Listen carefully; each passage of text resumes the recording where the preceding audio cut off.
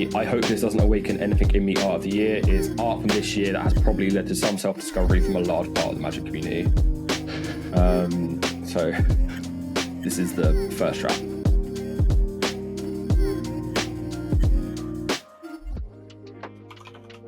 Are you not ready? No, I'm ready. I just thought I was worrying about my camera settings, but like I haven't touched them for months. So I have to do it every time that I play Spell Table. To reset all. Like, the dream is just to have two. Yeah, like plugged in at all times. I need that really because when I'm on streams, and they want a face cam. I got another face cam that I use that's usually plugged in, but for this I use the good camera. But yeah, and then for Spell Table, it's the same camera I use. I have a spare, but A, it's a potato. B, the angle is weird. Last time I used it, I was talking like I was on the podcast. I was trying to talk to this camera and it wasn't there, and I was like, where the hell are you looking? Mine's like zoomed in, and I have to have like noise, like there's like a bunch of settings I have to. What also would be useful is the Elgato camera hub to have presets. That would be the best. Yeah, where you can just be like, I'm playing Spell Table, click. I'm playing this, whatever. Webcam talk. Before we talk about cards, I've been playing a lot of games. Go on. Marvel Rivals is okay. I still haven't played it properly. Okay, I think it's good. I don't think it is like the Overwatch Valorant killer. Overwatch killer that everyone is saying it is. I don't think it has the juice long term. Yeah. And I've got like 20 plus hours in it already. I'm just trying to get all the achievements. So that it's good. I think if you're on the fence about it, give it a shot. It's fine. It's interesting, right? Because some of the characters you're like, oh, these characters are just crap. But it's when you start playing with them more, you're like, oh, actually, there's something to that. It's not as. There are characters that are definitely pick up and play, right? You can play Punisher without ever playing a game of Marvel Rivals because it's just a guy with a gun. Wolverine, hilariously, being like one of the big Marvel mascots, is actually quite difficult to play and has quite a high skill ceiling. Like there's certain ways you play them, and I think like that's the stuff that might keep it alive longer than I initially expected. So that's fun. All I noticed about it was that they took two Overwatch characters, split them down the middle, and then glued them together. That's a lot of the kind of character traits I would say is it's a lot of like, oh, this kit is Overwatch Hero A with Overwatch Hero B, like secondary ability, and Overwatch Hero C's ultimate. It took a lot of getting used to. I only messed around in the training, but yeah, there were things where I was like, okay, I should be able to boost now. With, who's the one that's like Tracer? It's Star-Lord. Star-Lord, yeah. I do feel like that game's gun feel and general feel feels like arse.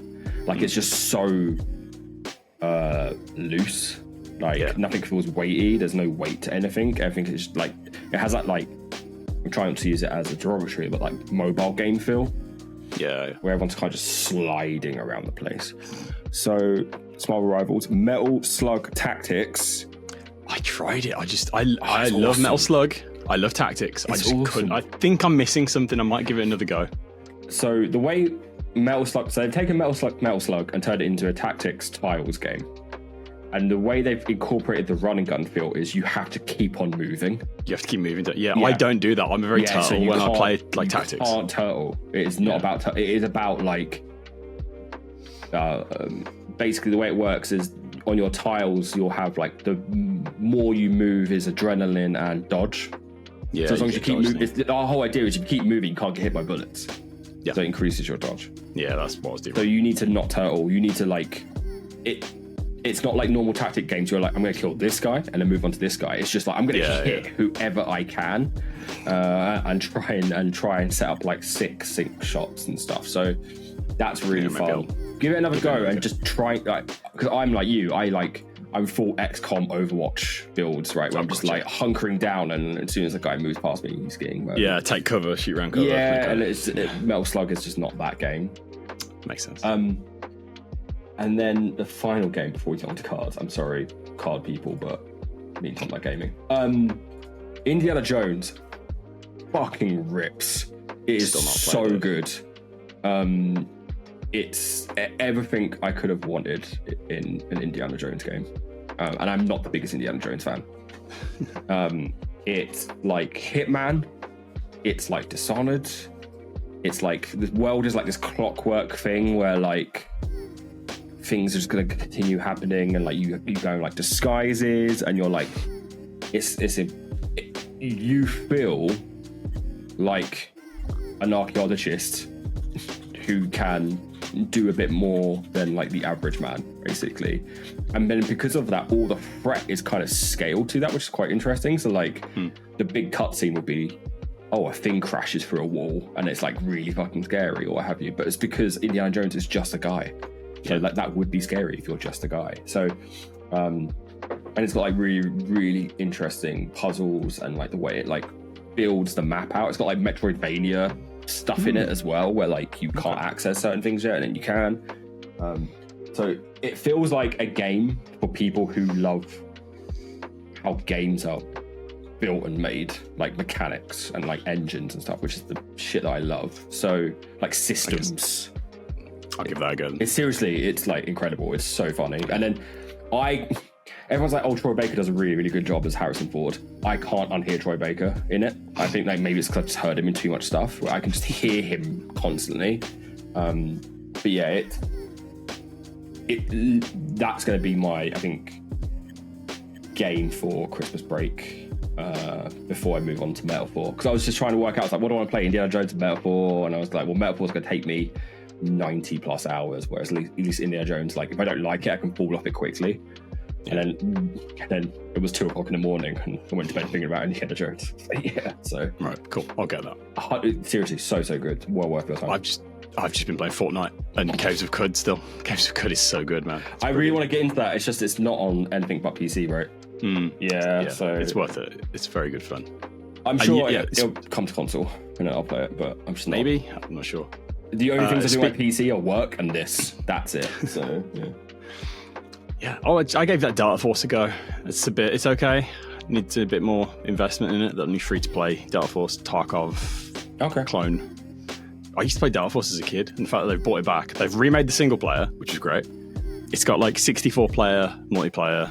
That's cool. Like PvP, which is good, and then a PvPvE extraction mode, which is pretty good.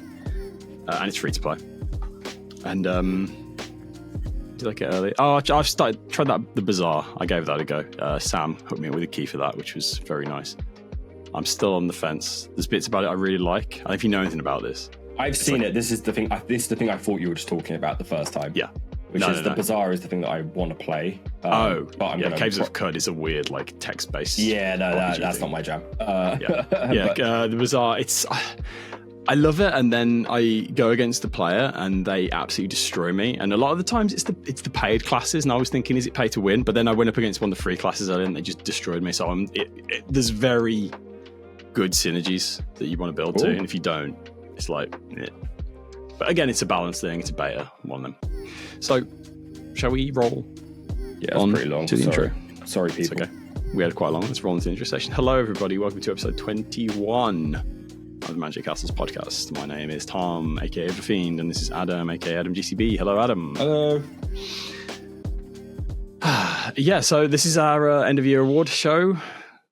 We were supposed to have a guest, but that didn't pan out, so we'll get them in the new year. But I think that's fine. I also going back and forth, I was like, this is meant to be our end of year awards, so it should really be me and you. I think having a guest, or guests, would potentially sway us in certain ways. Maybe it's a thing we can do like next year, and it's like we have like a general one and our one, or what have you. But I think that's also for the first one, like it should be us. Yeah, it should be us. We'll try to work out the kinks, see what works, see what doesn't, blah blah blah. Yeah. So welcome. Like and subscribe. Do all the things. Give us a thumbs up. Give us a follow. Sorry, I've got something in my eye. Like us on Spotify. Do all those things. I have a bone to pick with you, Adam. Somebody was trying to get us on iTunes, I think, and we're not on there. We should be. There was some playlist platform. This was when I was in Sheffield. Actually, I totally forgot about this. and they checked their thing and they couldn't find us. Don't check now; it's fine. We can do it later. I will sort that out. I'll add that to my note. I can't remember what it was exactly, but it just came to me. Yeah, I'm pretty sure our esteemed podcast distributor is meant to put that on iTunes, so I will check that. I think there's a weird thing where it's like it's not the way you do podcasts. Again, this is inside baseball. The way you do podcasts on iTunes is quite weird. It's not like Spotify where you just like link an account. You have to like do some RSS feed stuff. So I will look into that. But hey, that means 21 episodes coming to iTunes soon. Oh yeah, lots to catch up on. So should we roll into Upkeep? Yeah, let's do it. What have you been up to? I've been playing too much Magic the Gathering. So I've been very free. And I don't know what it is about the UK scene, but I feel like guest spots come like buses. It's just like you'll be waiting for a guest spot forever, and it's suddenly you're doing 3 guest spots in a week. Basically. So I guested on Megabyte's command damage stream. I played Black Panther for the first time ever. Deck sick. So Black Panther is interesting. So most people take it and go wide. So Black Panther has, oh my god, sorry, I'm just going to get up so I don't say it wrong. So Black Panther is a green-white human noble hero for 2/2, has first strike, has Survey the Realm. Whenever Black Panther or another creature you control enters, put a +1/+1 counter on target lands you control. And Mind Vibranium for free. Move all +1/+1 counters from target land you control onto target creature. If one or more +1/+1 counters are moved this way, you gain that much life and draw a card. So most people build this as like go wide and then go tall on one particular creature.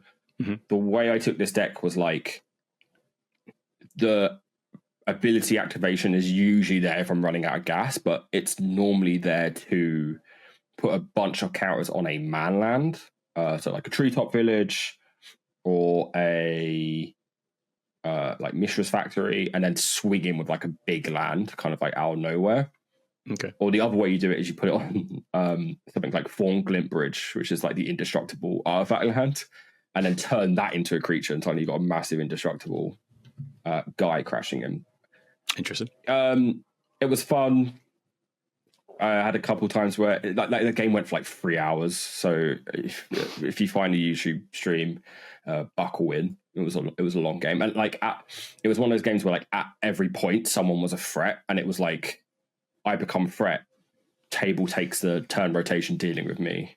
Yeah, like Mia becomes threat. Table takes turn rotation dealing with them. So it was a lot of like back and forth stuff, and there was some really really interesting stuff happening. But yeah, that was really fun. Like moving Black Panther into the kind of manland synergies rather than just like go wide means I can play stuff like Natural Affinity and Sylvan Awakening and like all these just bad-ish cards that suddenly become really good because all my lands are now massive. Kamal's Will as well, like making all my lands big and then removing something that was the problem is great. So yeah, that was stream 1, and then the next day Brazen Coalition had their anniversary stream, the stream anniversary, played Karam. That deck is, every time I play it, I'm like, this deck is disgusting, and actually might be one of my most powerful decks. I won that game pretty, like, said handily after having my graveyard exiled twice. Like, and it was just like, that's not a problem. There was a point where I was like, I'm going to deck myself just because it was getting there, but Karam was massive. Whip of Erebos is probably one of the better cards in that deck. I think I had Karam at like, I have to go back and watch the stream, but at one point he was like a 25, something like 5, with Whip of Erebos out, and then Chandra's Ignition, wiped the entire board, gained hundreds of life or whatever it was, and then like that just gave me enough cushion for the rest of the game. Basically, I could just take hits because I was like, it's fine, it's not a problem. There was a weird thing where it was like John used a wedding ring and obviously married me. And then it was like this weird thing where lifelink then shut down on him. So it was like trying to work out, okay, I have to kill him in his turn. Using like, Jarrod, Golgari, Jarrod, Lich Lord, that's the one. That's like the only way I can do damage like outside of my turn cycle. So it was like, okay, this is how I do it. So that was an interesting game. That went pretty long as well. And yeah, just jamming like friendlies. It's been fun. I had the most Rhino Kindred Geared game. Right, ready for this. Turn 3. So playing Rhino Kindred Geared. Mm-hmm. Turn 3, Killer Service. Turn 4, Master of Ceremonies. Oh no. Turn 5, Geared. Turn 6, Loyal Guardian. Rhinos every turn. Just constant rhinos. Just rhinos on didn't rhinos. Win that game. Killer Service is like... Killer Service probably isn't great on 3 because like you're not going to use it. Yeah. It's probably better like turn 6 onwards where you can actually play it, get the benefit, and then start sacking tokens. But yeah, that was a really fun game of just jamming out some rhinos. But yeah, it's maybe been that, like no admin, no real purchases. All Royal Mail deliveries are fucked because of Christmas. So like I'm expecting cards that I ordered like a month ago for Cap, especially. Yeah. Haven't showed up a yet. Month ago. Well, legitimately, like I ordered. I feel like it's like the third or fourth podcast where I've like ordered cards for Captain America. They still haven't showed up yet. So wow. Okay, mine hasn't been that bad. I think they're coming from Italy, so that's probably right. why. Okay. Yeah, I check so. Yeah. Every time I order cards and like shipping from Italy, I'm like, damn it. I'm never going to see these. Why did that happen? But yeah, it's been cool. Ordered a new Secret Lair as well. I didn't add that in news. The weird Chaos Vault. Which I grabbed one of those as well. We're not doing news today because we're going to spend about an hour and a half talking about rewards. But yeah, nothing happened anyway. Nothing's happened. It's fine. Carry on. Yeah, bannings. Crap. Yeah. No, it didn't. Maybe we should do news. It doesn't matter for us. We command the podcast. I think it's interesting. Like it has, maybe. Like they definitely unbanned Twin to get some old heads back. They legitimately, like they were like, what do old heads want to play in Modern? Splinter Twin and Mox Opal. Like Green Sun's fine, but like that is some old head unbanning for sure. What about you? What have you been up to? I haven't played much. I went down. Did I do the weekend before last? I don't think I did. My head's all over the place. I went down Brighton this last weekend to hang out with a bunch of people who I met through Magic. That was lovely. I carried decks around with me all day Saturday, didn't play. So that was fun. Literally the entire day I had 3 decks in my bag. But yeah, just really fun, hanging out with people. Just go around Brighton. It's a lovely place. Seeing all the sites, trying not to spend any money because they've got some really cool shops. Like the comic book shop there, well, one of them was unreal. Nice. Just absolutely unreal. I'm going back with a full wallet next time because it was really good. But yeah, we jammed a game on the Sunday. Played Plagon, who I'm obsessively playing now. I love that deck to bits. I've been tweaking him a lot. Thrown in some like initiative stuff. He's got a few more weird win cons, some infinite mana payoffs. But yeah, that's been me. I have ordered a few little bits here and there. I can't remember anything. Are you pushing towards CEDH Plagon? Or like no, okay, no, because the CDH plug-on has one like WinCon in it. It's a bit. Oh, okay. I was gonna say what are the kind of differences you're seeing in terms of the CDH list compared to like your more casual list? I'm not entirely sure what the CDH combo is, but I haven't put it in. My one is basically the Psychosis Crawler win, or I've got infinite mana payoff with. Hullbreaker Horror, Soul Ring, and one of the 0 mana artifacts. Just keep, play the Soul Ring, bounce the 0 mana, tap the Soul Ring, play the 0 mana, bounce the Soul Ring, play the Soul Ring, infinite mana. But yeah, trying to find infinite trying to find mana sinks colorless in blue-white is quite rough. I have found a couple, but yeah, they're in there. I've got another little infinite with Task Force that I quite like. It's got the Nadu thing where if it becomes target of a spell or ability, it gets +0/+3. So I Lightning Greaves between that and Plagon, make it infinitely toughness, and then hit it with Plagon's ability and swing in and hit some more. But yeah, mostly that deck is a Smash Face. It's got a lot of weird unblockable creatures in there that I can boost up. Proft's Eidetic Memory is busted. That card is wild. I drew 16 cards one turn, and then I dropped 16 counters on an unblockable crab. Just swung in. It's great. Such a good card. I got Preston in there as well, which is nuts. Just thinking about having Preston, Delny, Elish Norn, and then Flickering Plagon, draw, a lot of cards.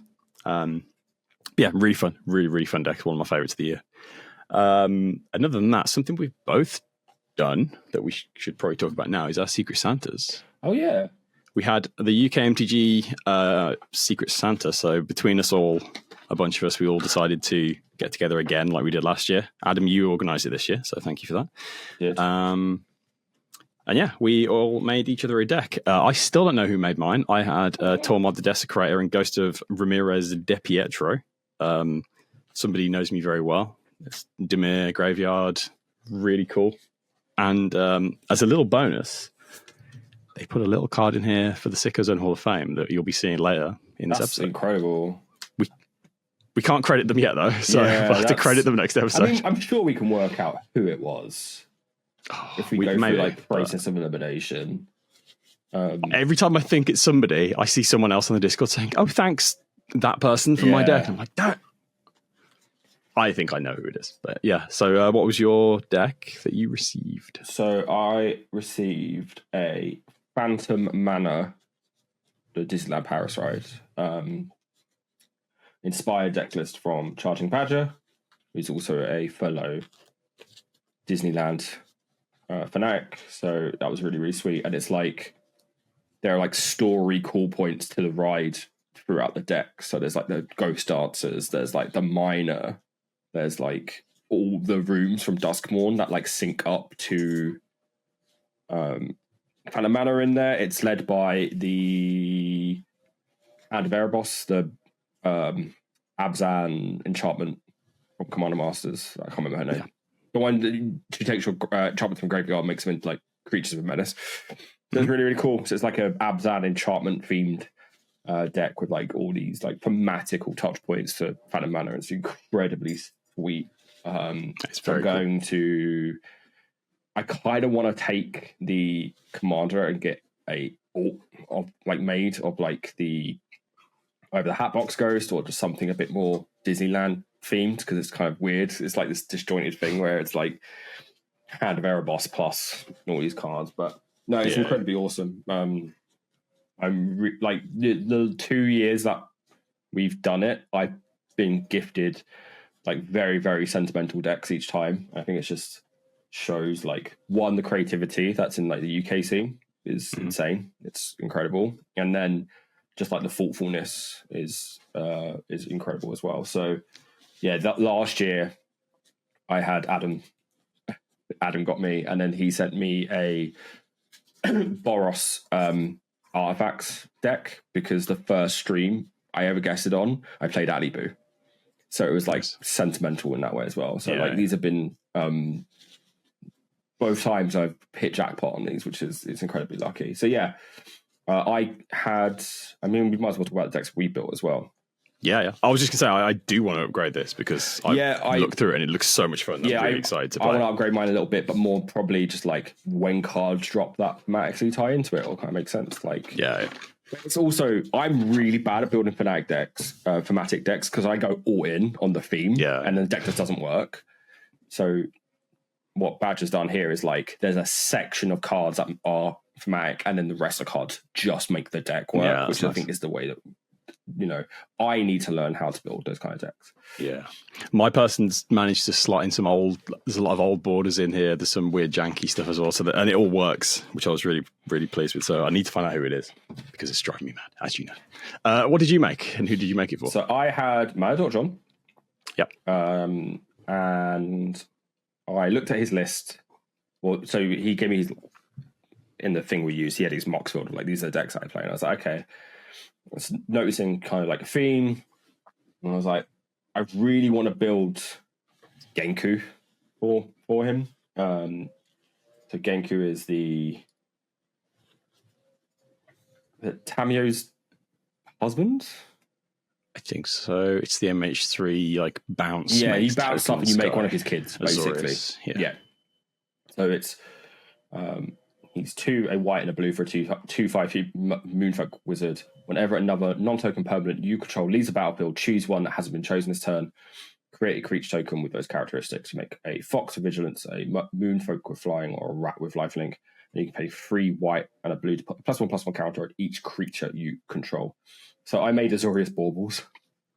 So you basically just dump out like a whole bunch of kind of like cheap artifacts and then use them during other people's turns. And then there's other synergies in there as well. What I wanted to build for John was like something where he could look at it and be like, oh, this is interesting, and upgrade it towards that theme. Mm-hmm. So the ones that are really nice are the Moxfield is terrible. It's not terrible. Sorry, Moxfield. The sagas that flip because they leave and then come back, that counts on the Genku trigger. And then there are sagas that have like bounce things as well. So like those are really nice. So there's lots of like interesting ways of taking it. And then like the seals, so like seal removal, stole snare, like those are fun because you can just play them, remove it, and then on someone else's turn activate it, and that counts as moving. So you make a token. The busted thing. So the win con is make a bunch of guys. Then on turn 5 or whenever you can, you activate Genku, put a bunch of counters on your stuff. And then the turn after you Sagada summons. So they all suddenly become angels and can go in and hit for huge. So it's got win cons, which is a deck, traditionally my weakness in deck building, which is nice. But yeah, and like mana seems good. I would say when I built it, I goldfished it a little bit. I was like, oh, I'm taking a lot of like chess clock time here, and I wonder if that will be the downfall of the deck because you are taking up a lot of time and then for generating a lot of attention for not durdling because you're always doing stuff, and stuff you're doing is really incremental, but maybe like the volume in taking incremental actions means you can't target. But I have that with my Azorius Tamashi deck. It does a lot, and then it looks like you haven't done much, but you've been taking a lot of time, and everyone's like, this is suspicious. Yeah, and then can draw a bit of IO. But that's not my problem. That's John's. Yeah, exactly. What did you build? So I had my probably worst nightmare. I've got a lot of decks, probably more than most people. And I saw the wheel spinning, and I had a name in my head who was on the list, and I was like, I sure hope I don't get them. And then it stopped on Biomet Chris, who has made a deck for every color and every color pair and every color trio and every color 4-color and 5-color. And I was like, God damn it, that was who I did not want to see. Because What do you build? The mana has everything. Yeah. So I looked through his list, and everything was like very, combo. Everything had a kind of, did something different. The one thing I noticed he didn't have anything that was just smash face. Okay. So I made Margle. Yeah. Wait, Margle? No, Garble. Margle. Yergel Multani. Unblockable. Beep, hit him in the face. It's very simple. Yeah. Gorgari. A lot of ways to make him unblockable. Ways to pump him up. Build out your board. Ways to accelerate into getting him out. It's pretty good. It's pretty simple, but I thought he's got all these complex decks. Just why not go the most obvious? I think everyone should have simple one of those decks. Like, if you're sitting there and all you have is combo, style decks, like, and that's fine. But I think, you know, there are going to be situations you're like, oh, everyone else, like the pod sometimes just needs that. Yeah, I think he's the kind of guy who looks at when he was doing that project, he just looked at it and was like, I want to make something interesting out of these colors. Yeah, like I don't think he'd think to just do a smash face deck. So yeah, that was quite fun. I was making another one originally, and I can't remember what it was, but I got to a point and I was like, this kind of sucks at the budget. So that's the main reason I looked at Genku, was I saw it as an interesting budget build. Yeah. Because at one point I was baking the list, I was like, this sucks. And then, because a lot of people take Genku and different, like Blink is the obvious Genku strategy, right? Because you're not losing value. And I was like, yeah, it just kind of feels expected. And I was like, well, Baubles, it's Christmas, it's Secret Santa. I thought it was quite nice thematically. And it was just like looking at the EDH rec like deck page, like the Bauble strategy wasn't coming up that often. So that was kind of the reason I took it that way. See, because that's the other thing as well, is like we keep to a pretty reasonable budget on these things. People can go over, they always do. But you also want to try and be creative within that budget, right? You don't want to build too much of the expected stuff or have something that just doesn't work. Like, I think we're all pretty. The people who sign up for this thing are pretty competent deck builders. So yeah, there is a Moxfield list of every deck that has been built going around, apart from, well, mine was an Architect and then John took it and put it into Moxfield. So I think everything should be going up into a curated list at some point. Maybe we'll put that in the comments once it's live. But yeah, that was fun. Can't wait to do it next year. Yeah, same. It's going to be really good. One other bit of news I've remembered, I finished a deck that I've been building for over a year. My dumb mono blue Chisei take counters off things deck. I'm very excited to play it. I need to actually test it. That is another deck that does a lot and doesn't seem to do a lot until it does a lot. But yeah, I'm really excited about that. Anyway, let's get on with it. Let's get on with the main bit. We're half an hour in and we're on the main bit. Yeah, it's usually longer. Yeah, sure. Talk about we do news normally. And then just waffle. So, welcome to... I was going to wear a suit. I forgot. No, you have to do that. Welcome to our end of year awards. We have a bunch of categories. So the way this was initially going to work, we changed it. But the way this initially was going to work was we were going to put forward nominations and then fight for them and try and discuss an overall winner. We now changed it to where we've all thrown in kind of like a list of nominations, and I think we're going to try to discuss it and work out who the winner of each category is. And we've got a bunch of categories. There are some expected, some not. Starting with most overhyped card of the year. Initially, this was any format. It's probably just going to be Commander now. But we're looking for the biggest kind of poster child of MTG, Twitter, and Reddit being massively wrong about a preview card's impact on, any given format. Our nominees are Dawn's Truce, Voya, Jaws of the Conclave, Maha, It's Feather's Night, Flare of Denial, Lost Jitte. Are there any more that we have forgotten off the top of your heads? I really couldn't think of anything outside. These are the ones that kind of stood out to me as everyone being like, the world is on fire. It's about to break down. Yeah. I mean, for me, out of those, the two I remember specifically was Voya. Actually, I guess Maha as well a little bit, but the flares people were acting like the world, like the sky was falling when they announced them. Yeah, so I put Flare of Denial in as the main one, but I think this is all the flares. Yeah. I will say, though, I've seen the white flare come up a couple times. I don't think it was super overhyped. I think that's probably appropriately kind of hyped up. I think the blue one is the one that for me everyone's like, this is another free counterspell on blue, and I think I've seen it be played once. Yeah, I opened one and put it in one of my decks, but it very rarely gets used. Okay, so I think given So I think Dawn's Truce is good. I think Dawn's Truce is great. I don't think that was overhyped at all. I think that's just a good card. I agree with that. Yeah, and Lost Jitte as well. I don't think that got that much hype.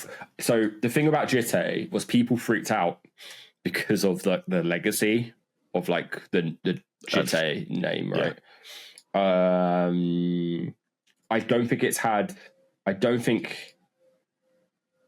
people looked at that and also went, "This isn't Jitte." Right? Yeah. Like it's clearly a powered down version of the original. So I think people's expectations were like, oh, this could be good, but I don't think it's had as much impact as that. Flare of Denial and the Flare cycle. I think the ones that people were looking at were the white one and the blue one. Yeah. I'm not ready to say it's not the blue one. Yeah. Because, I don't know, people were freaking out, but, like, it wasn't like sky is falling type stuff. So I don't know. Maha is Feather's Night. We were in... Was this card previewed at Amsterdam? I think so. And people were losing their minds. Yeah. And I think no one actually read the card. You have to do something else to really like benefit from all your creatures and your opponent's control and have base power, toughness 1. I mean, there are obvious, you know, things, but it's not as huge an impact as everybody was making out to. I remember panicking about this. I was like, holy shit. Yeah, I don't think it's that big a deal. So I do still need one for Skeleton Ship. Actually. Maha, I think, is up there. Yeah, Maha's up there. Voya as well. Voya is a weird one because everyone was freaking out at the time. And I think some of the freaking out was justified because it reads super powerful. But then what ended up happening was the community just course corrected. I played a couple of Voya decks, and all you do is you just kill the elves, and then they can't do anything. Yeah. Like, so, and then that person draws a magnet. So it's like, maybe it is most overhyped because it was seen as like, I can't believe they're printing this. And there was a lot of talk, and I feel like as a player base, we have noticed, if there is a Voya at the table, you bolt the birds. Like you deal with their board. Like they can't survive like 2 Wraths, and this deck it struggles to get back in the game. Like if they can accelerate out ahead of you, great, and they will steamroll. But if you arch enemy them, they really, really struggle to get back. So, for me, it's between Maha and Voya. Yeah, same. I think Voya is the one. I think Voya is the one. I think, okay. So, congratulations, Voya. Yeah. Jewels of the Conclave, the most overhyped card of 2024. Apparently. To us. In Minecraft. I hope this doesn't awaken anything in me Art of the Year card. Art of the Year card? Just Art of the Year. Jesus Christ, fucking words. So I hope this doesn't awaken anything in me Art of the Year is art from this year that has probably led to some self-discovery from a large part of the Magic community. So this is the first trap category. Not first This trap. is for all you furries and monster fuckers out there. Yeah, this is just for the freaks. So nominations for this award are Jack's Rabbit, the Overlords from Duskmourn, Breakdown from Fallout, Cathedral Acolyte from Fallout. What is that all about? Because it looks like piss. I think...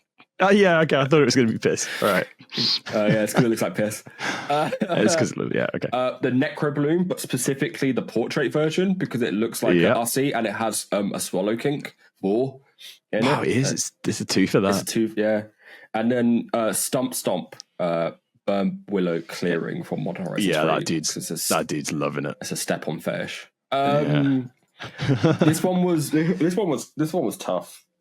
Yeah. It was like one of those things where I was just looking through the sets and I was like, oh dang, there's actually quite a lot. So Jackrabbit, obvious. He's a jacked rabbit. The overlords from Dustmon, specifically the kind of Japanese fractured foil treatments, they're weird. They are like, I don't know how to describe them. Just wet. They're all wet. Like, they've all got this like spindly kind of, I don't know, like some sort of kink. Breakdown was just like this huge jacked guy ripping something in half. It's a huge super mutant, just completely shirtless, ripping something in half. Cathedral Acolyte is just, they are... Is piss, okay. It's piss. They are just bathing in piss. That is a piss kink card. The Necrobloom... We've already gone over the Necrobloom. Yeah, Necrobloom we've already gone over, and then Stump we've already gone over. I initially really wanted to give this Jacked Rabbit, but I think it has to be Cathedral Acolyte.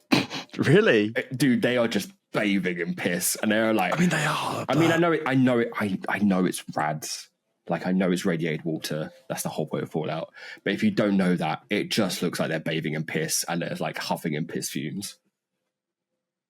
See, I'm thinking about the Necrobloom now. Not like that. I'm thinking the Necrobloom might be the one that wins. Like, I didn't even notice the dude in there. That's like a double. That's so that was another one. I'm like, oh, actually, so it might be the Necrobloom because there's like the war aspect, and then there's the fact that it's a plant plussy. Oh, but Jack Rabbit as well. So Jack Rabbit was my initial like, oh yeah, it's Jack Rabbit. He's got such a weird body shape as well. Like, I don't mean to shame anyone, but like, what is going on? He's got the Elon Musk build. Like, it's just like barrel chest and then nothing. I just want to get another. We're down to 3. Okay. I just want to get another. Someone else's input. I need your input. This is for the award for. I hope this doesn't awaken anything in me art of the year. Okay. So we've got Jacked Rabbit, the fairies. We've got Cathedral Acolyte because he's like bathing in piss. Okay, fair. Then we've got the Necrobloom because it's a and there's like a vor thing with a what? You know what that is. Look at that. No, it's very boring. And there's a dude in there, like a vor, like. Yeah, I got you. What are you thinking? I think it's Cathedral Acolyte, dude. See, it's interesting because I know you're circling the piss guy with your mouth. I know you want the piss guy. Adam wants the piss guy as well. You really... Are you going to accept anything I say other than piss guy? Why did you ask me if you're going to sit there and chant Tom, tell them about the piss fumes. The piss fumes? There's piss fumes. It's the ammonia. Yeah. Aged piss fumes. See, I feel like I know what you're going to say. The Jack Rabbit one is the most... I'm going to say vanilla. There are a lot of furries out there. Yeah. And at the end True. of the day, it is just like a watch thing with a rabbit head, whatever. I like the sheer 34ness bore that's going on here. Yeah. I think... I wouldn't have... See, that's the thing. I wouldn't have immediately looked at that and gone, oh yeah, but now that you say it... Right. Yeah. Okay. Okay, so you're on Necrobloom. I think so, but I will say, I like the thinking behind the piss. However, I didn't look at it. I think piss. I feel like you kind of really had to bend over backwards to get to the whole Yeah. I also... But it is odd. What is he actually meant to be bathing? It's radioactive water from Fallout. I feel like that does fit a bit better than piss, but... I think it's piss fumes. Thank you. Thank you for your input. The Necrobloom is like, this Necrobloom art is interesting, and I think the vor aspect is funny, and the fact that it is like this plant RC that eats you, and you still hang around and it's like sack. It's quite funny, but the idea of someone just bathing themselves in piss with all the piss fumes is just so good. Yeah, I think you've answered your own question. I think Necrobloom is a very strong number 2. Necrobloom is the honourable mention, but yeah, it literally is though. Like it's so funny, but I just can't get over like when I saw that I was like, that looks like piss. and then I couldn't get it out of my head. Cool. Yeah, sure. We'll go with that. Cool. So the winner of this year's I Hope This Doesn't Awaken Anything in Me Art of the Year goes to Cathedral Acolyte and the Pispoons. I genuinely thought he was going to be Jack Rabbit. Jack Rabbit was the first one I went to. I know I'm quite glad we found more. Cool. The Sicko Zone Hall of Fame presents Sicko Art of the Year. So this is our weirdest, most uncomfortable art of the year. Nominations are Disturbing Mirth, And That Feeds, Jolly Balloon Man, The Master Transcendent, and Jet Medallion from Modern Horizons 3. The showcase, yeah. The I one. This one was interesting because all the art that was like disgusting this year was pretty much exclusively from Duskmourn because Blue Murray didn't have a lot really. Modern Horizon 3 only had the Jet Medallion. Fallout had some stuff, but I didn't want to. The only reason I go into the Master Transcendent is because he is so icky. He's a weird and that is a modern version of the Master because he's from like Fallout 1. So the art doesn't match up, whereas like the rest of the cards just look like Fallout art. So I kind of want that. That's the only reason why the Master's in here. But yeah, who do you kind of discussion points around who do you think should win? Was any other candidates that come to mind? It's weird. The more I look at them, the more weird they get. Like I didn't even notice the teeth on Disturbing Mirth. Yeah, like around the head. The head I see. So my one that I put in originally was Hand That Feeds because I think it's got that weird like the thing, you know, the fact that there's extra fingers. Yeah. It's not just a hand, and then there's weird Vampire Hunter D looking ass hand. Yeah, like the like three jaws of the hand. Very odd. Jolly Balloon Man is great art. The inflatable heads are very odd. The Master. See, I'm a Fallout old head, so the Master to me is a bit whatever. And I love that Jet Medallion. I know you hate eye stuff. I just don't like eye stuff. That's why it's in there. How about you? What are you thinking? Where are you? My initial pick for this was Disturbing Mirth. I think just the smile, the look, the braid, like all of it is just like it's just not a nice card to look at, like art to look at. That's the point. And I think like that's that uncomfortable kind of nature of it. I think is what puts it up there. Like Hand That Feeds, I think I don't know. I think I was just expecting more. But for me, I think this category was made for either Disturbing Mirth or maybe the Jet Medallion. Because the other thing is the other medallions, like the showcase art, full art looks really nice. Oh yeah, and this one really, is just really like pretty. this guy's eyes like leaking black. I'm like, just no, thank you. I'm happy with Disturbing Mirth. I think it's Disturbing Mirth because that was the first one that came to mind when I was putting this category together. Cool. It's weird because if you like don't think about it too much, it looks like a hat, and then you notice that no, it's the entirety of the head is wide open. Weird one. So, congratulations to Disturbing Mirth for winning the Sicko Zone Hall of Fame presents Sicko Art of the Year. Next category is Power Creep of the Year. So this is a fun one. This is a strictly better than card that was released this year that didn't really need to be created at all. So the example we used for our notes was last year they printed Molten Collapse when Dreadbore exists, and people were happy playing Dreadbore. We didn't need Molten Collapse, but we have it anyway.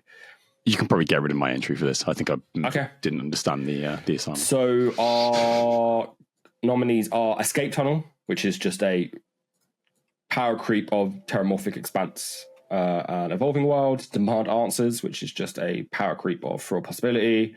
Accuse Marauder, which is power crept version of Fleshbag Marauder, and a Long Goodbye, because Eliminate doesn't need to exist anymore, apparently. And I've also put in here as like a catch-all, the Modern Horizon 3 Jewel Face lands. Mm-hmm. This is more like that effect was effectively mythic in Zendikar, and now it's uncommon but also you're getting dual color, and the spells are all really good. Oh, gotcha. They're all incredible. So that's more like a group thing rather than a strictly better than like comparable card.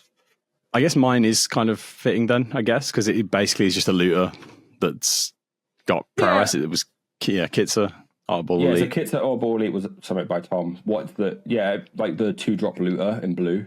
Yeah, except it's got vigilance and prowess, and it can copy stuff.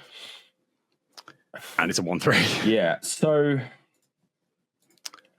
I think the spirit of this award is what are cards that are already good rate that people already enjoy playing, and then why are we making a second version of that card that is strictly better than?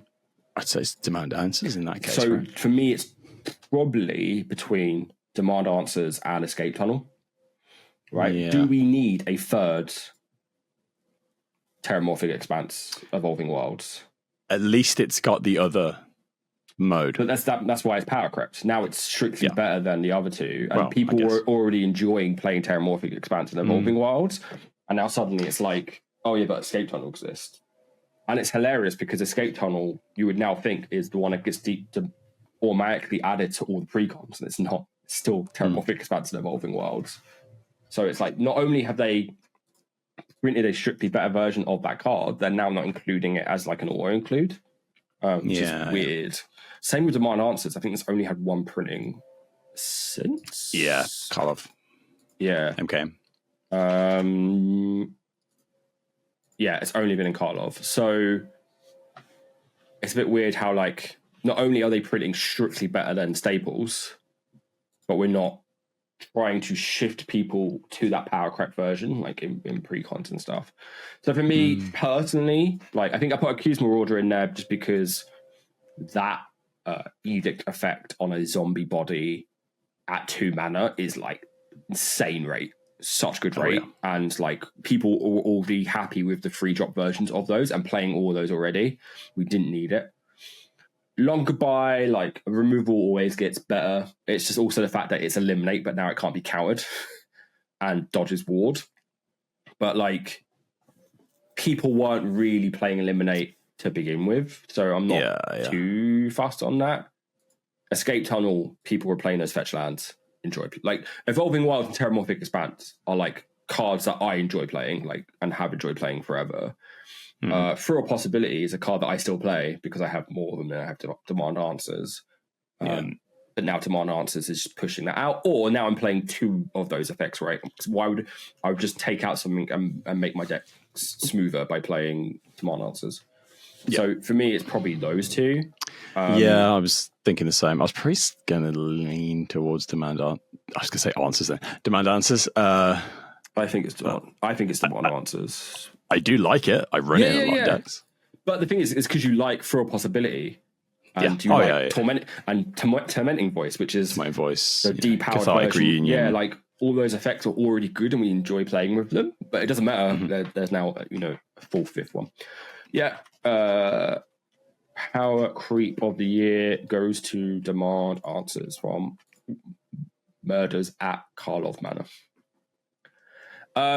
We were going to put in a section called Community Moment of the Year. So this was going to be a award kind of celebrating, like, all of the good stuff that the Magic community does. But it felt silly to, one, debate what instance of goodness is better, and also when the Sheldon Secret Lair dropped and like 2.5 million was raised, right?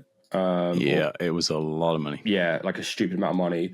It felt silly to debate any sort of compare that to anything else. So we just wanted to give that shout out to WOTC and Hasbro for running that charity Secret Lair, and then all the community for kind of stepping up and showing, hey, like, Secret Lair, which is this thing that is universally quite, like, split. It splits the community, I feel like, a lot of the time talking about Secret Lair. Being able to unify around that was pretty good. But with all good things, there comes the bad. Welcome to WOTC moment of the year. What mishap, goof, or mistake, or even crime? WOTC's biggest one this year. So we've got all things Nadu summer.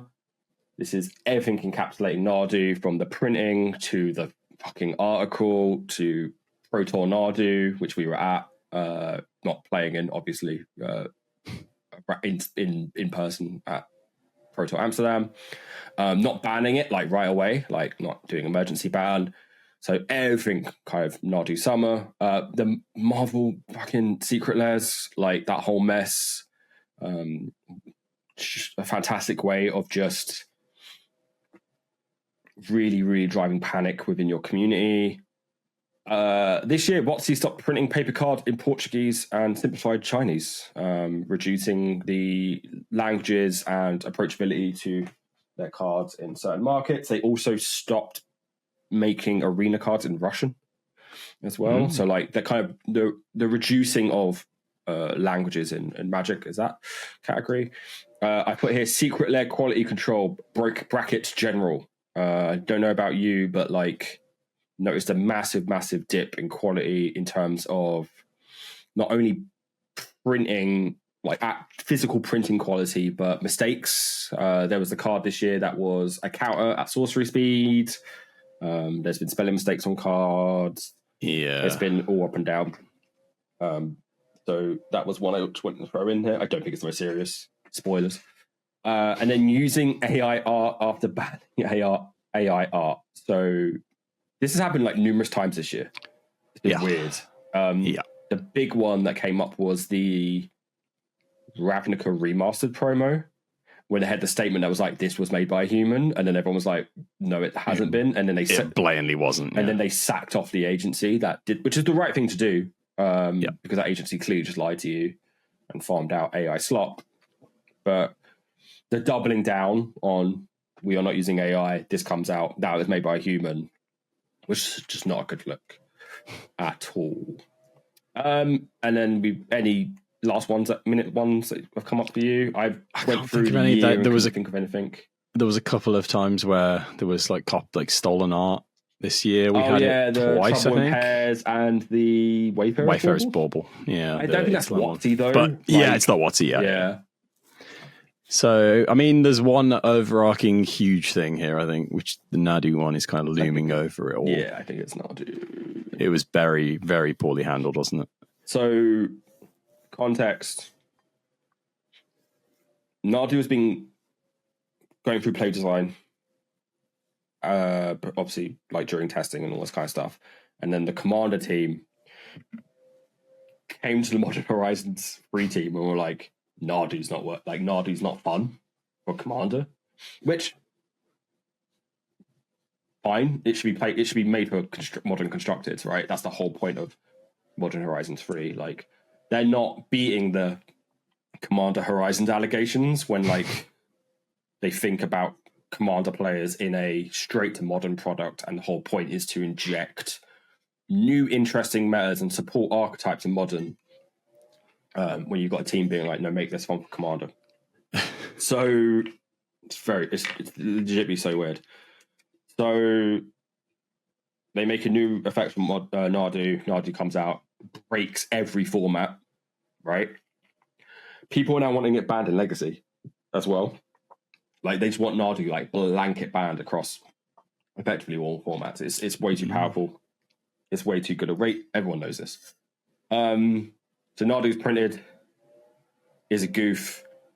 What's he then put out an article being like, yeah, it's a goof. Like, we fucked up, and explaining all the stuff afterwards. It ruined Pro Tour Amsterdam. Like, every game that wasn't, every game had a Nadu, and I think the top 8 was like 6 Nadu decks, and like the other 2 are energies, and those energy decks did not make it far. That was also a modern. No, yeah, that was a modern RCQ season, I believe. So everyone was like, you just play Nadu. Yeah. Like, there's no reason to not play anything else. And like, it was this weird, community trying to will WOTC to ban it. Like, I feel like it was like in protest. Like, I'm playing this because you need to ban it. Like, every tournament that is this format is going to keep, all the top 8s are going to be Nadu everything, 4-color, 5-color Nadu decks, whatever, until this thing's banned. And then eventually they did ban it. But it was way too late. And I think like a lot of faith was lost. I think the article was like, from a PR standpoint, didn't actually help them in any way, shape, or form. Like, transparency is really good, but I can't believe no one on their side looked at that and went, people are going to think we're absolute chancers by putting this out. Like, it's like being like, oh yeah, the Commander team decided that we're Commander players, and I'm like, it's fine. Not every product needs to be for us. Like, if anything, I'd like a fucking break. Do you know what I mean? Like, I don't need every product aimed at me. I understand there are other formats, and I actually, we know people who play Commander, but like play other formats that are actively saying like, oh yeah, it's kind of a piss take that everything is for Commander when, I can't get Standard to fire off, I can't get Modern to fire off. Like, those guys need something. But I don't know. For me, I feels like it's probably Nadu probably takes this. Yeah, it was the fact that even the commentators on the games were getting pissed off. That's what really made me laugh. Paid for by WOTC, and they're like, taking the piss, right? Yep. So yeah, I think Nadu gets that one. It's got to be. Yeah. The other things aren't great. But dude, the other things, like, legitimately, all the other things are bad. Like, stop. This can also be read as like a stop doing this, like, list of the year. But yeah, the Nadu thing is just, it went on for so long. Yeah, it dragged. It really dragged. Crazy. Cool. So what's the moment of the year? It goes to Nadu Summer. Congratulations, I guess. There you go. You've got another season. Got another terrible season name. Yep. Moving on to worst set of the year. This is our stinkiest set of the year. Doesn't have to be just cards on rate. Can be vibes, marketing, or format health, etc., etc. We've already quite positively. We've only got 3 nominees for this, which I think is actually quite good. Yeah, I don't really actively think any of these are bad, though. Is the thing as well. I do. I know you do, but there's Outlaws of Thunder Junction, Murders at Karlov Manor, and Modern Horizons 3. I'm going to say it. I don't think it's Murders at Karlov Manor. I think Murders is bait. I think that Murders hate is unjustified. I'm a Murders at Karlov Manor apologist. I think the biggest issue was that it was at Ravnica, and that comes with expectations, right? Ravnica is the most beloved plane in all of Magic. It is the one where they will break glass in case of emergency, get players back. It's Ravnica, and I think them putting this on Ravnica meant they were. And then also saying like it's what they called it, but like the focus, like the small story sets happening and like on bigger planes. I think people just had their expectations out of whack a little bit. Yeah, but also like I think time will be kinder to this set. The Surveil Land, great. Like the legendaries, especially the Commander legendaries, are all pretty good. The Commander product itself was good as well. So I do think Murders will be seen on kinder in the future. What are you thinking? I know I'm going to counter the one you're probably going to say, because I know you're going to say Outlaws, but I thought Outlaws was great.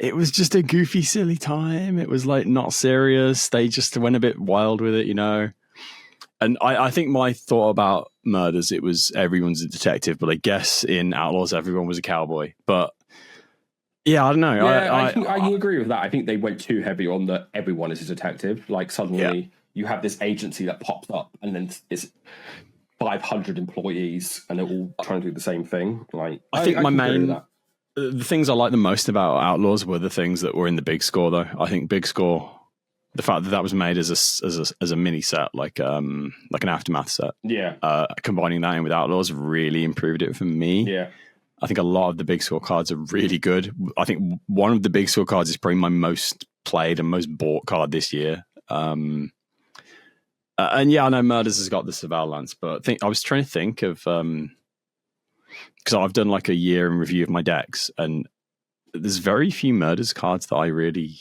actively have used or use or look for. I think as a set, it's quite.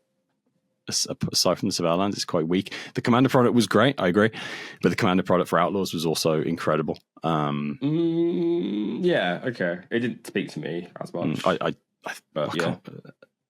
were the 4 decks? There was Stella, there was Yuma, there was the Vampire. Oh yeah, the Vampire and it was what's the name? Soul Type still. Olivia and Vampire Man. Aetherborn Vampire Man. Oh, Gonti, yeah, Gonti. Yeah, I really rated the Outlaws decks. I initially thought this was Outlaws. I thought Outlaws was incredibly shallow.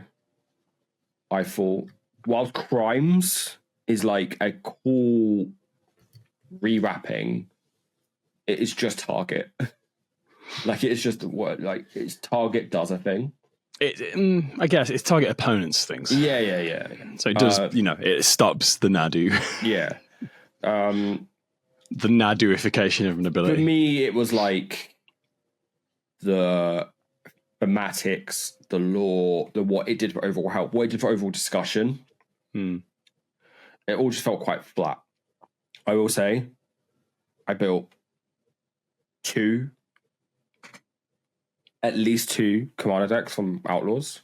Yeah. But they felt in Roxanne and Campbell. Yep. But those feel like they don't feel like they're part of Outlaws. Like they feel weird. Like they don't really talk to the Outlaws like broader themes in any way, really, apart from the meteorites being a crime. Trigger. I mean, Roxanne's like a cowboy lady. Yeah, but like it could be anything. Like, oh yeah, I know. You could have done anything though, really. You could have done Roxanne on like Strixhaven, and it would make total sense, right? Yeah. So, and even though like Roxanne's like one of my favorite commanders of the year, like I probably doesn't sway it enough for me. I don't. For me, it's between Outlaws and Modern Horizons. More from like a statement point of view that these Horizon sets are just fucking downers, man. Like they are full on busted cards. They are premium. It is like premium, like entry price points, right? Mm-hmm. They are creating things like Nadu Summer, like Ragavan. Like I don't know Ragavan's not in this one, but reprint was, right? But like they are creating these rotating power levels in eternal formats. They are impacting Commander in quite a way. Like I've seen out of any set this year, Modern Horizon 3 has been the most ever present set for my games. Like it just feels like it's coming up all the time due to the dual face lands, due to like all the above rate spells that are added. And I get the whole point is to inject power into Modern, but the whole point of Modern is you're playing powerful shit anyway. Like you're just dictating how powerful and how fast these things are. And it's getting to a point where like Modern Horizons 4 can't be any more powerful than Modern Horizons 3, right? And if it is, then like it's just not, they're just at arms race with themselves. Yeah. And it's going to be diminishing returns. And it's like not great for the long term health of not only Modern, but honestly Commander. Like, and that's their cash cow, and they're just injecting like all these expensive cards into it. I know proxy, blah blah blah, but it's a weird. For me, like I don't objectively think it's a bad set. Like the cards are cool and they do interesting things, but for like the overall health, it's bad. I didn't actually like. I didn't really engage with any of the mechanics in Modern Horizons 3 because it's Eldrazi and energy. Don't give a shit. Just don't care. And I think energy is like really, really on rails as a mechanic. You just play all the cards with energy on them and you do the thing. I think Eldrazi. The cool thing about Eldrazi was they're really fucking expensive for kaijus. And then what they've done in the kind of most recent renditions of Eldrazi with Modern Horizons and the Commander Masters Eldrazi precom is they're trying to circumvent that. So like Ulalek is like, well, what if you had two of these? It's like kind of just loses the impact. Where it's like, well, no, the whole point, the restriction of these things are massive is what makes them cool and like for people, not for me. So if there's no Eldrazi haters, it's because I'm dead. So yeah, I think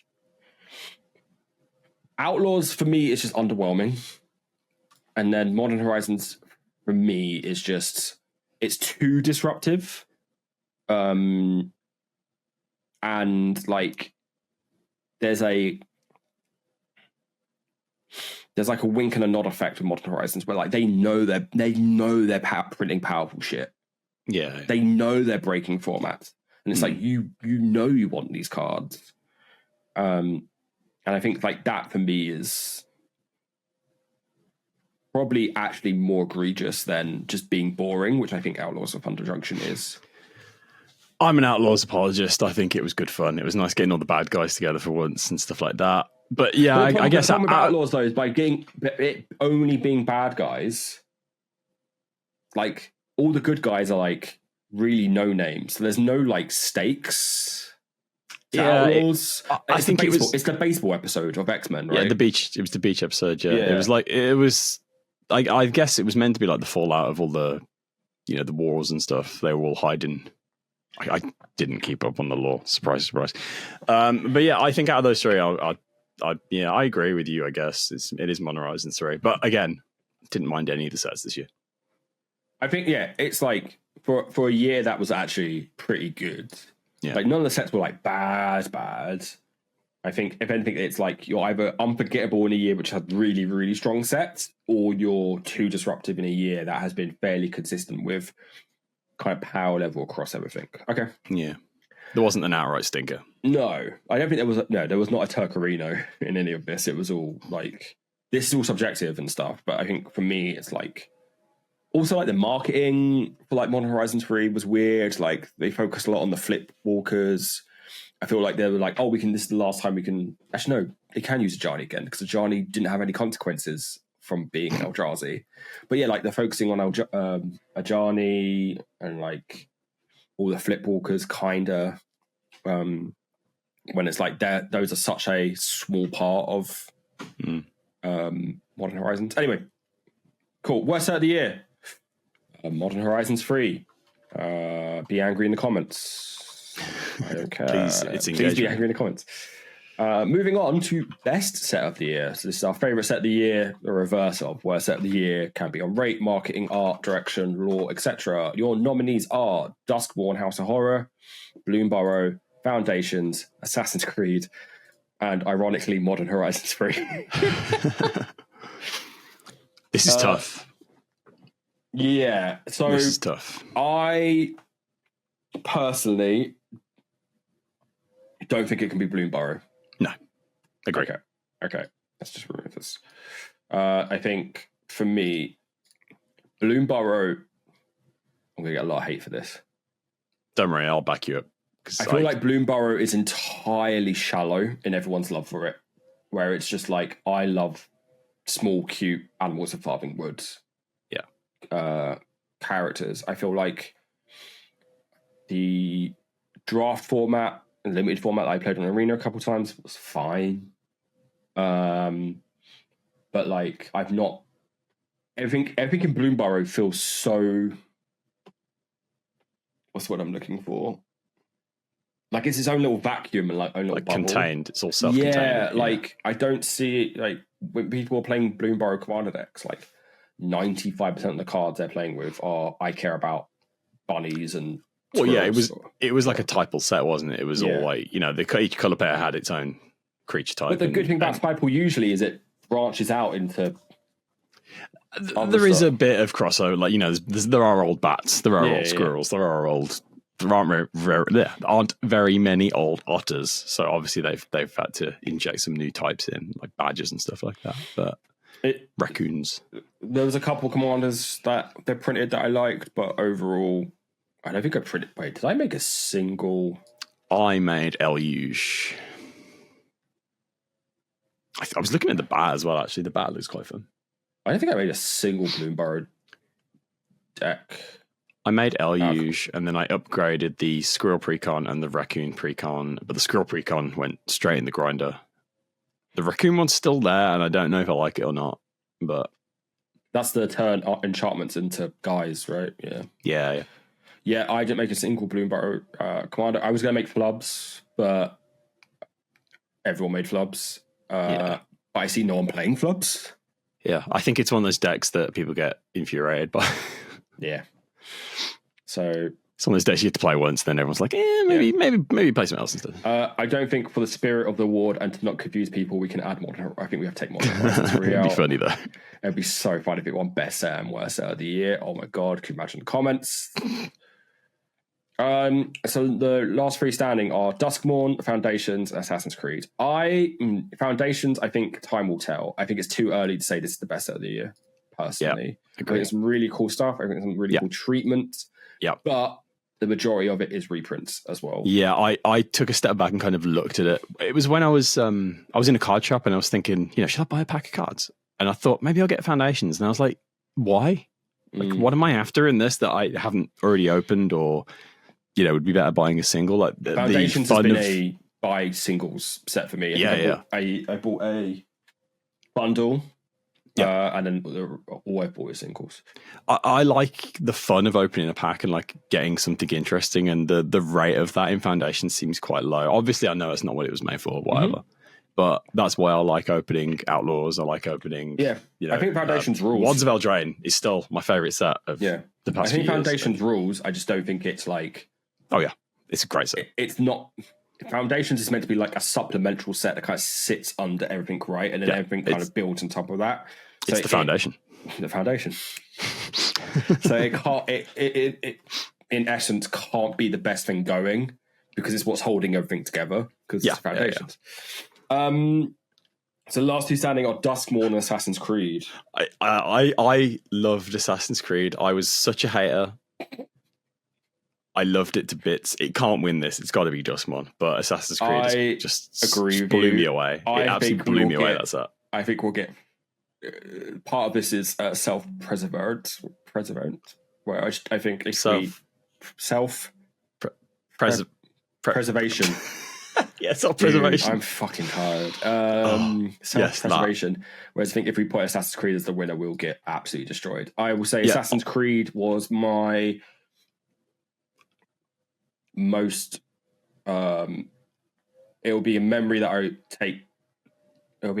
remember for a really long time, where I sat down with my wife, who is a massive Assassin's Creed fan, and we opened packs together, and that was the first time we've ever opened packs together for a Magic set, and she was like going, oh, it's this guy, oh, it's this guy, oh, it's this guy, and like, what does he do? And then trying to like translate like the stuff, and that was really cool. The issue is it's a really small set, so after like 6 boosters, she was like, I've seen all of these. Like, oh, it's that guy again. Oh, it's that guy again. It's one where I had no hype for it at all. I'm not big on this, particularly big on the games. Yeah. And the fact that it was a small set and the boosters were small, and then I opened that one in Amsterdam and got the showcase sets here. And I was like, right, that's it now. This is great. I was going to include Fallout in here, but I just don't think in terms of what is traditionally seen as a set, it plays because it's only the pre-con products. If it was Fallout, Fallout might win this for me. I think just the level of care that went into those pre-cons was really, really strong, and I think it hit all the notes for what me as a Fallout fan wants to see. But yeah, I think it has to be Duskmourn. It's got to be House of Duskmourn, Horror. Yeah.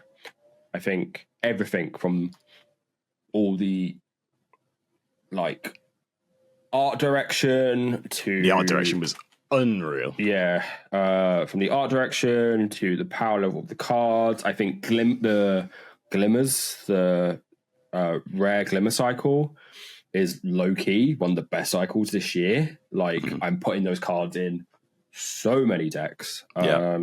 I need so many of those blue ones. Yeah, like they're really strong. I think they are good like pieces for a lot of the kind of decks I play. I think the Commander product was really strong and decent. I think Kona is one of the favorite decks that I built this year. Really enjoyed it as a set. So yeah, I can't. The Nightmare bundle and like all the gubbins that went in the Nightmare bundle. Yeah, like I think they knocked it out of the park. I think there are things they did wrong, right? I think like some of the lore stuff, like some of it is cheesy, some makes no sense. I think with hindsight, Duskmourn being part of Aether Drift makes no sense because the whole point is you're not meant to escape the house unless you can go do wacky races, and then the moth will let you leave.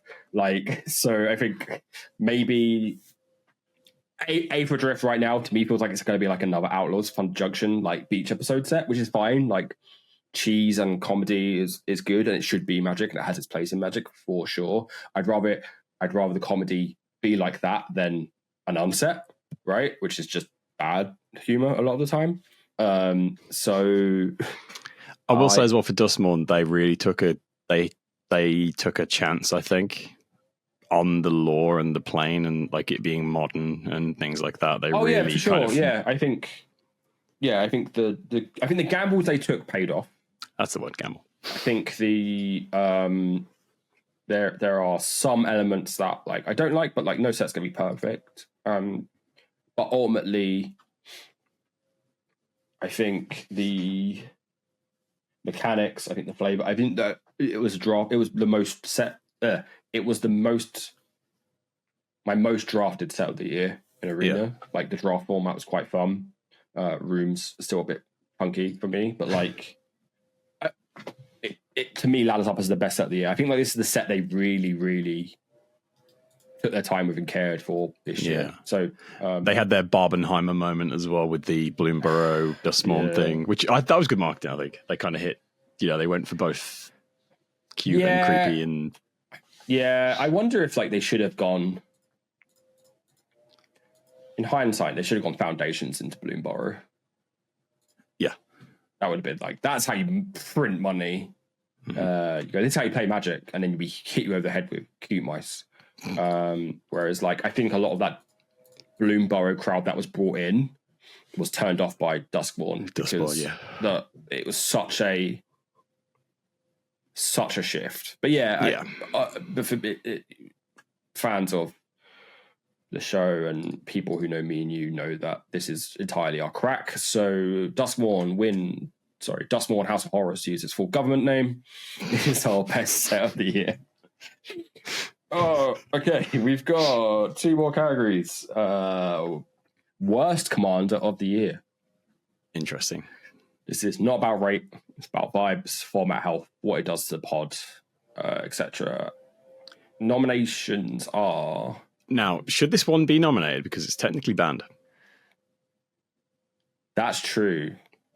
Yes. It was going to be Nadu. Yeah. Do you know what? I think you're right. It was going to be Nadu. So this is Nadu Winged Wisdom's Worst Commander of the Year. Nadu presents Worst Commander of the Year. Okay, so it can't be Nadu. Okay. Yeah. That's interesting. Now we've lost a nominee. Because it would have been Nadu. It would have been Nadu. So Voya, Jaws of the Conclave, Miss Bumbleflower, Ulalek used Atrocity. Any last minute ones you can think of? No, I already know what I'm voting for. I was going to add, there was another Bloomborough one I was going to add and I felt bad. The family one. The Offspring one. No, I think I can't remember. I have to look at the list again. I can't bother to do that. I think it's Miss Bumbleflower. Yeah. Okay. Voya, we talked about already. I think it is a problem, but I think it is a problem that the pod can rally against.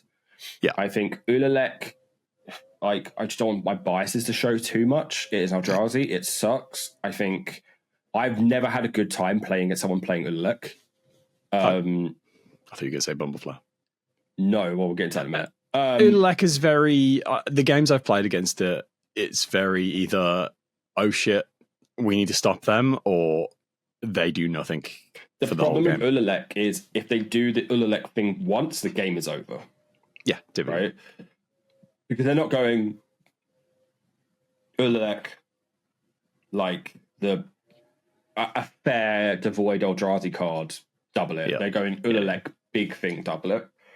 Well, no, you say that there are smaller cards in that deck that can be a problem. But what they want to do is go, here's a, that betrays twice, basically, or something like disgusting. So I've never had the best time playing Ulalek, and I've played against Ulalek on streams where I've had to pretend that I'm having a joyous time. I don't like Miss Bumbleflower, though. I think Miss Bumbleflower is bait. Yeah. I think it's marketed as a group hug deck, and it is not a group hug deck at all. But the problem is Miss Bumbleflower takes... Because I've played against like 4 or 5 Miss Bumbleflower decks, and they're all basically straight out of the box, swapping out less than 10 cards. Yeah. So every deck basically is the same. They take up 1,000 fucking game actions because every time they draw a card, they have to like politic their way around the table. They have to put counters on start. It's just like it's so long and drawn out, and it's kind of like we're talking about where it's like you're doing lots of like durdling, but there's nothing worse than someone who's not only durdling, but it's also like, I'm the group HUD deck. I'm just giving up people gifts. And it's like, no, like this, you're just causing this game to come to an absolute fucking standstill. So my policy now is just like, I remove either the Miss Bumbleflower as a commander or the player, like just immediately, or as quickly as possible. So also the amount of Bumbleflower players who are not playing Dismiss into Dreams is shocking. Because that's how you win the game, is you just go, I'm going to snipe all your shit. Like, put a counter on it, it's a phantasm, whatever it's called, illusion. It's sacked, it's gone. Yeah. They're like, oh no, I'm just like giving out people cards. I'm like, you're taking forever. Because they're also, what happens is, the draw a card trigger happens, and then suddenly the entire pod's like, well, I want a card. And then we're all politicking to get a card. And it happens constantly around a turn rotation. Go on, you can round about Miss Bumbleflower. Sorry, I've blacked out a little bit. No. I echo what you said. It's I've played against a couple where there'll be no politicking. They'll just say, here you go, you're getting it. Which I think is a better way of doing it, because that's kind of like... you're forcing them to think that they owe you something, which I think works a lot better in these kind of decks than acting like, not a problem and then getting upset when people treat you as one. I think forcing people to have your gifts and then it's fine when people remove you. I just don't think I've ever had a fun game against the Bumbleflower deck. It's always been very probo. I also think that precon is a trap for new players. Oh, hell yeah. Because they read it as, it's group hug, it's nice, it's a fun time, I'm not going to get like smashed in the face. Yeah. And then suddenly it's like the most game actions you're ever going to take as a commander player, and like the most decision points. And that's like I wouldn't give that to even a person, like a player who kind of like knows about Magic enough and just wants a deck to play. I wouldn't be like, well, here's Miss Bumbleflower. I would add that none of the Bloomberry precons are like that. They're all quite difficult, aren't they? Yeah. They really missed the mark on that, I think, going for the new player audience. So worst commander of the year. The Nadu presents. Nadu presents worst commander of the year goes to Ms. Bumbleflower. Would have been Nadu. Would have been Nadu.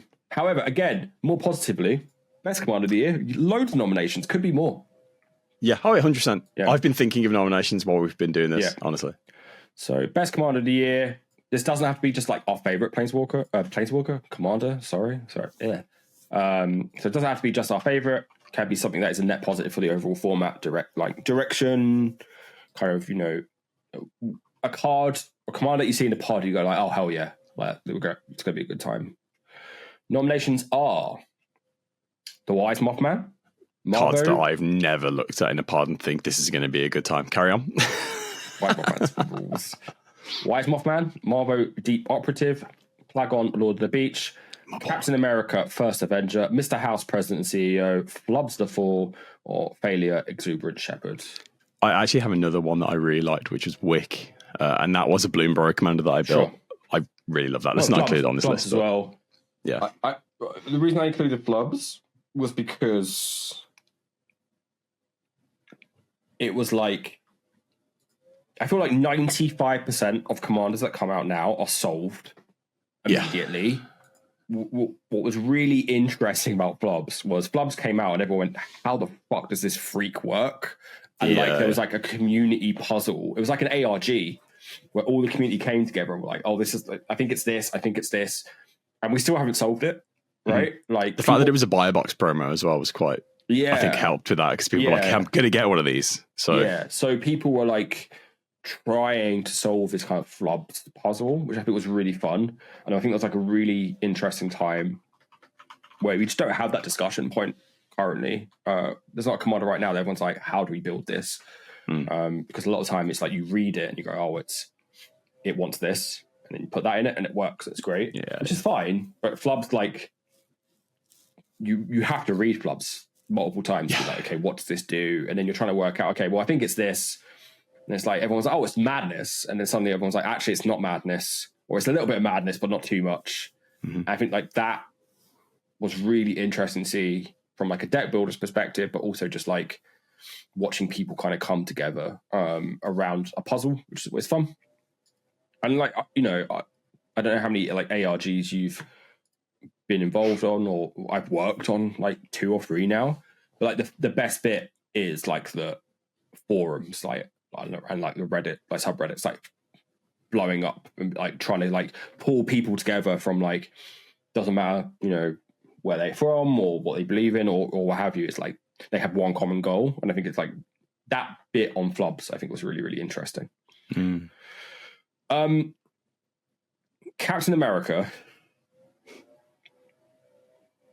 I put in here. I don't think it wins, but I wanted to shout out, like, I think this thing we talked about last episode, where every Captain America build I've seen so far has been wildly different.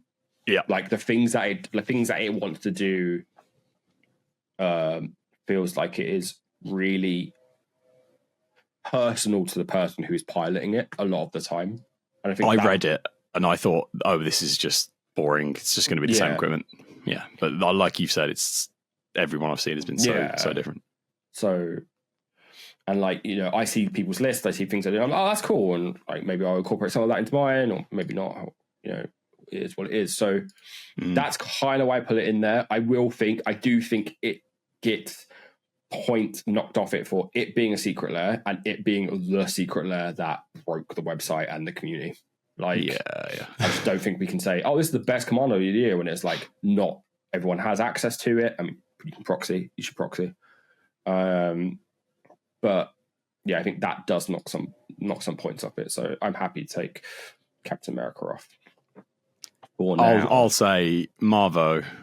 I put this on because it brought back Clash, which is a nothing mechanic from years ago. It was in a pre-con. It was one of the backup commanders in a pre-con that made no sense being ran as the main commander.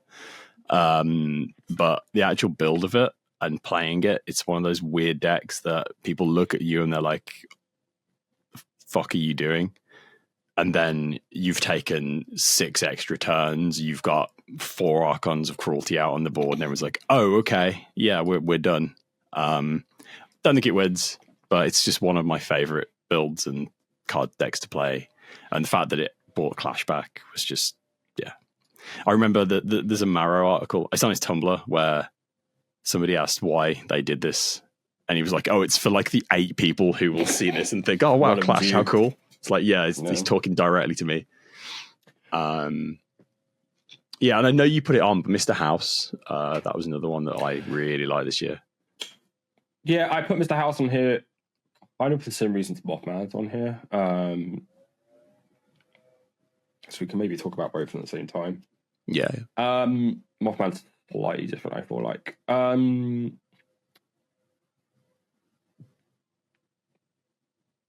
They did really well in Universes Beyond this year. I think the universe's jokes will continue, and that's fine. But I think at this point, like, if you're not a believer in the fact that Universes Beyond is actually healthy for Magic as a whole, right now, this is being recorded in December 2024. We'll see when it's put into standard sets. But right now, like, Universes Beyond is some of the best design space that they're working in. 100%. Like the way they match the mechanics to the lore of what they're building off, it's so clever. It was the same with Doctor Who as well. And Assassin's Creed, the way they take a character or a moment or an item and then translate it into Magic using mechanics that already exist, or making up new things. It's so clever and fun, especially if you know the things, like the fact that they, Mr. House, he runs a casino. Okay, so we're going to make it based on rolling lots of dice. You roll more dice, the more treasures you spend. You put money into the casino, so you roll more dice. It's just fantastic. And the radiation mechanic as well. How are they going to make radiation work in a game about shooting lightning bolts at losing your mind faces? Because that's what happens in Fallout. Is you take too much radiation, you lose your mind, and become mutant. Yeah. Except when you get a land, you're like moving to another area, so you're lowering your the whole mechanical application to the lore. It's just so good. So I put Mr. House in here purely for the lore to card pipeline development stuff. I don't think House wins. I will save eliminating Mothman because I'll get to Mothman in a minute. I think also too similar, but I think if anyone's going to take it, it's Mothman. Failure, Exuberant Shepherd. I just put in here because she's a good girl, but I don't think she wins. Honestly, I don't actually see that many failure decks. I've got one in really mind. Had like big impacts in the format. Plagon. I just put him in here because he's my favorite of the year. The jumpstart guy. It's a deck that I started building before I saw anybody else building it, so it was just mine, and I've got a real connection with it. I feel I don't know, again, probably not going to win, but it's been the most fun build for me and the most fun to play for me this year, and I've only just built it a month ago. I personally think it's too early. Again, I think like Foundation suffers from the fact that it comes out so late that we just don't have the benefit of time to be like, oh, actually, this has had a major impact. Okay, I'm gonna make my case for Mothman. Mothman, I've got to get up numbers. Excuse me, sir. Mothman is currently rank 48 in the top commanders of all time on EDH Crazy. Rank, right? I think, and I think it is, aside from Lord of the Rings, it is the top Universes Beyond card in that list. Oh no, it's not. Bryson Stern's there. Okay, so it's but like, I would also say it is a Universes Beyond card that is not intrinsically fantasy, right? It's not Lord of the Rings, it's not Warhammer. It is a video game ass, like cryptid. And it being so high up, I think, is a testament of how impactful that commander is, as in terms of the format as a whole. I'm pretty sure it is the top commander from this year. 1 second, sorry. Yeah, I think. I'm pretty sure it is. This is great content. It's just thrilling. Scrolling the EDH Absolutely thrilling top 100. Who else could it be? Let's have a think. What else got printed this year? So it's not. It is. So it is the most built commander from this year, by far. The next one is Voya at 58. That's quite surprising, actually. Yeah. I guess Mothman has got its CDH playable as well, so there's a lot of those guys playing it. Yeah, I also think like it's Sultai, which is an underrepresented color triome. Ultimately, I think it's the mill effect. Like people like mill anyway, but like it's not mill that is bad because rads are good because rads end the game. And I think it's not a traditional mill deck when it's like, I don't do anything. I mill 70 cards from one person and then I die. Or just halt the game. It's like, if you're playing against Mothman deck, that game is going to end, which is, I think, a benefit. I think it's a house, but it's incredibly fair. Ultimately as well. So, and I like, are there decks and are there commanders that I've built that I enjoy more? Yeah, like this year, arguably, without the Marvel one, because that's bait for me. I think like Roxanne, and I think Sophia, were like more interesting builds and spoke to me more. But like the Mothman, because the Mothman list was fairly solved. Yeah, in the direction I want to take it, which was proliferate rad. I just personally, for me, like if I'm saying what is the commander that I think has had the most impact, is fun to play, is okay to play against. I think it is fun to play against. I think like the idea of like that the clock is ticking down and you have to deal with this big monster. I think it's fun. To me, it feels like the sheer number of people that built it in a year for it to be number 48 already. Whatever. 48? Yeah, 48. Like 12, nearly 13,000 decks on the EDH track already, I think is really high. I will say, I came into this thinking it should be Mothman. I've convinced myself in my talk around the community that I think it should be Flubs. Like, I just think like at a time where internet discourse and infighting is so high, and the Magic community as a fandom is so quickly to like eat each other, like, and turn on each other. I think the coming together to try and solve flubs, I think is a genuinely wholesome kind of community moment. But I can go either way. I mean, I didn't see any of that, so I was going to say Mothman, but I'm happy to go with flubs. Also, you've convinced me to actually go back to my Mothman. Mothman's one of the few precons that I took cards out of, but I haven't stripped because I can't bring myself to, because I also don't think there's a lot of cards in there that I'll use in other things. Yeah, I think you've convinced me to go and repair it and do it. There are fun directions you can take Mothman, for sure. So, I took out all of the additional +1/+1 counter stuff. I just went proliferate because I was like, rads. I'm all in on rads. And I think that has been where I've found the fun.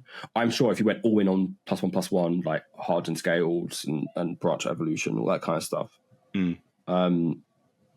Branch evolution, whatever it's called, all the doubling counters. Yeah, branching evolution, primal vigor. I think like that's probably a faster, more powerful deck, but that's not why I want to play Mothman. I want to rat people because why not? Okay, I think for us both. If you didn't see the flub stuff, I think that's probably enough to say it's Mothman. Like, maybe it's just because I was on Flub's Twitter. You were on r/flubs. r/soul flubs. Cool. So our best commander of the year goes to the Wise Mothman. Congratulations. He's cool. a very wise boy. That is our award show done. 2024. I will go through the Magic categories and the winners. So 2024's most overhyped card of the year goes to Voya, Jaws of the Conclave. I hope this doesn't awake anything in me. Art of the year for 2024 goes to Cathedral Acolyte. Because of the piss. Because of the piss. Let's not forget the piss. If you have piss cake, we're not here to yuck your yum. Hell yeah, no shame. But it's the fact that it's not meant to be piss, and this person is like just standing in a river of piss in our eyes. Whatever floats your boat.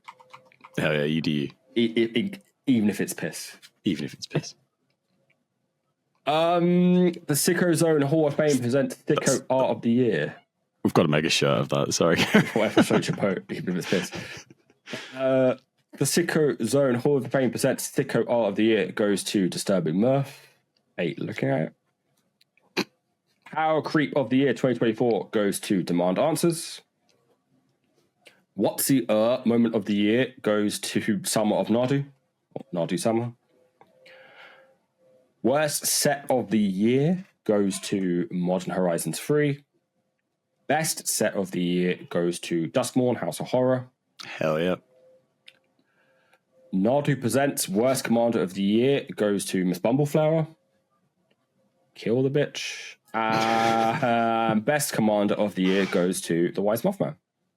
That was fun. Yeah, it was good. I really enjoyed that. Yeah. Sicko Zone Hall of Fame. I've got it here.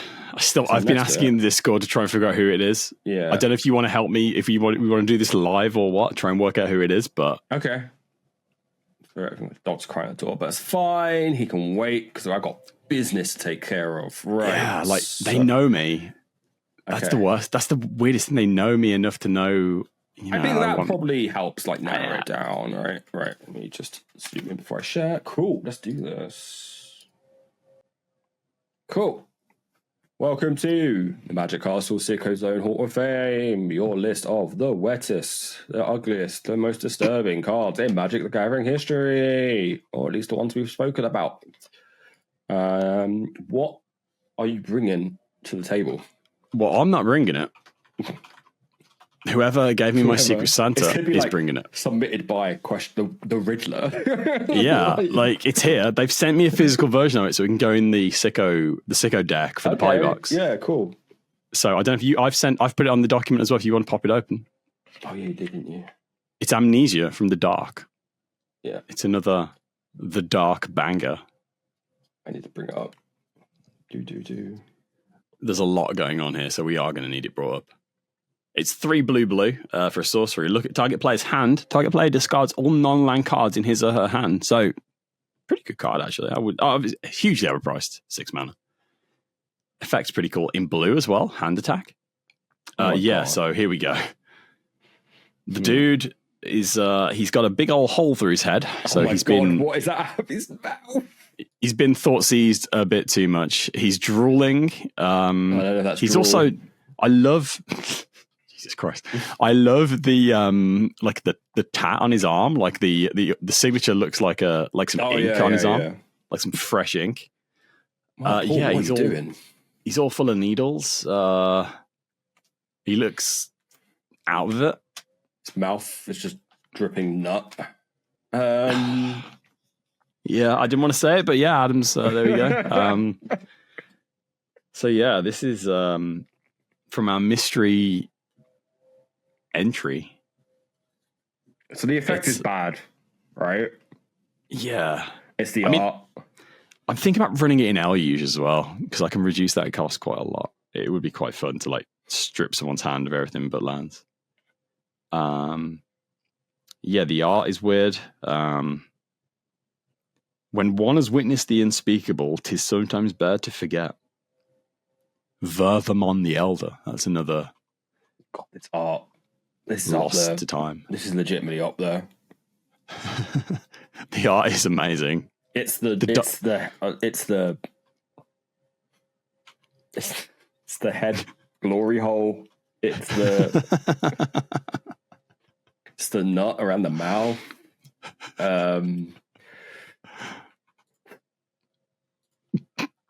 This is up there. You said head glory hole now, and I just can't. Okay, so Vervamon the Elder has been mentioned on a few cards. That's quite interesting. He was mentioned on Land Leeches, one of his quotes. That's quite fun. Yeah, so this is a weird one. Yeah, where are you thinking of putting this? High.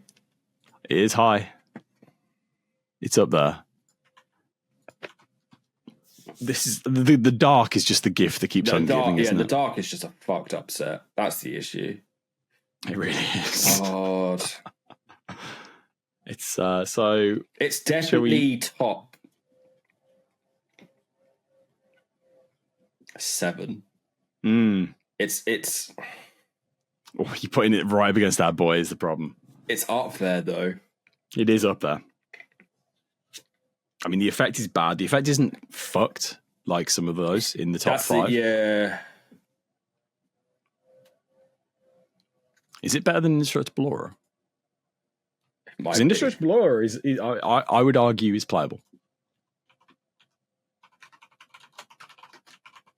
Wow. How can I not spell Indestructible? Yes, it is.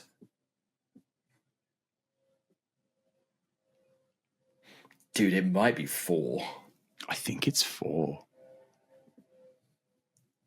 I think it is. Indestructible Aura, for as high as we've put it, it's a good card. Yeah, it's just the art slaps. The art rules. Yeah. Yes. I think we should have had another category for card of the year, and it should have been Indestructible Aura. Oh, we should have had Sicko of the year. Yeah. Well, I mean, we've only been doing it for a year, so it has to be camouflage. I mean, yeah, true. Yeah. We do that after we're done here. Yeah. Well, we don't know. It might be Amnesia. Yeah. I think it's